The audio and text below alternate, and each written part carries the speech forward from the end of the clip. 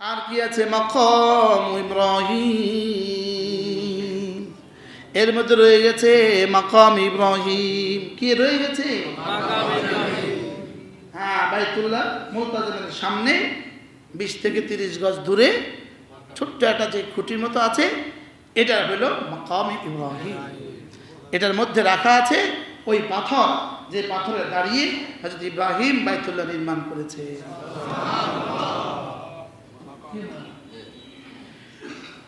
মাকাম ইব্রাহিম এর মধ্যে রয়ে গেছে মাকাম ইব্রাহিম।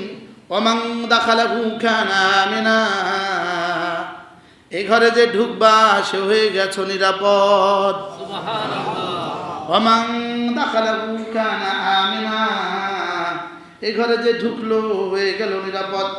ওয়ালিল্লাহি আলান নাসি হিজ্জুল বাইত মান ইসতাতা ইলাইহি সাবিলা।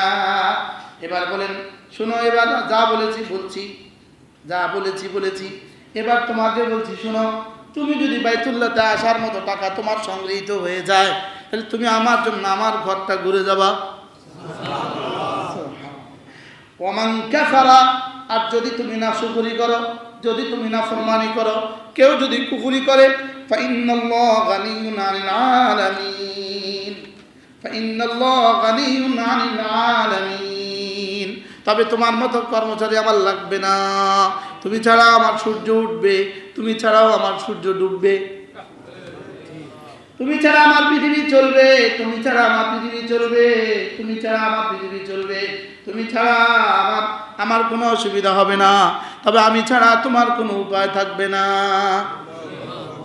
বলেন, তুমি ছাড়া আমার কোনো অসুবিধা নাই, তবে আমি ছাড়া তোমার কোনো উপায় নাই। মুখস্থ করেন, মুখস্থ। তুমি ছাড়া আমার অনেক আছে, আমি ছাড়া কিন্তু তোমার আর কেউ নাই। বলেন বলেন, তোমার যে এই মুহূর্তে দাঁতে ব্যথা করে না, যদি আমি দাঁতে ব্যথা দিয়ে দিতাম কি করতাম? চোখটা নিয়ে নিতাম তো কি করতাম? একটা লোক আসছে এখানে, কই উনি কই দেখি, এখনই বাইরে গেছে কি লেগে, কই দেখি একটু। ওই যে আলেমে দিন, কোন মাদ্রাসায় পড়া, কই দেখি। লিভার ক্যান্সারে আক্রান্ত, লিভার ক্যান্সারে আক্রান্ত। আল্লাহ তাআলা তাকে শিফা দান করে। আপনার আর আমার লিভার যে ঠিক আছে, এই লোকটা নাই এখানে, দেখান না একটু, আছে আছে।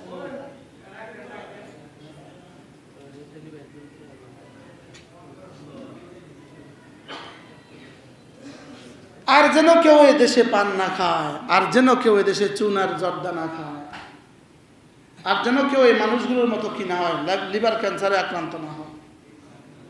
কই নি, কই ধরো গেটে দাঁড়াবে, পারলে কিছু দিয়ে দিয়ে, পারলে কিছু দিয়ে দিয়ে, বলেন না ইনশাআল্লাহ।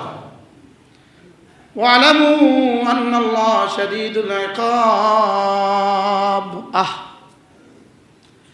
আল্লাহর সাথে যুদ্ধ, আমার কোন কর্ম যেন আল্লাহ পাকের বিরুদ্ধে জীবনে না যায়, আমার জন্য কথা যেন আল্লাহ পাকের বিরুদ্ধে জীবনে কোনোদিন না যায়। কি বলছি বলেন? আমার কোনো কথা যেন আল্লাহ পাকের বিরুদ্ধে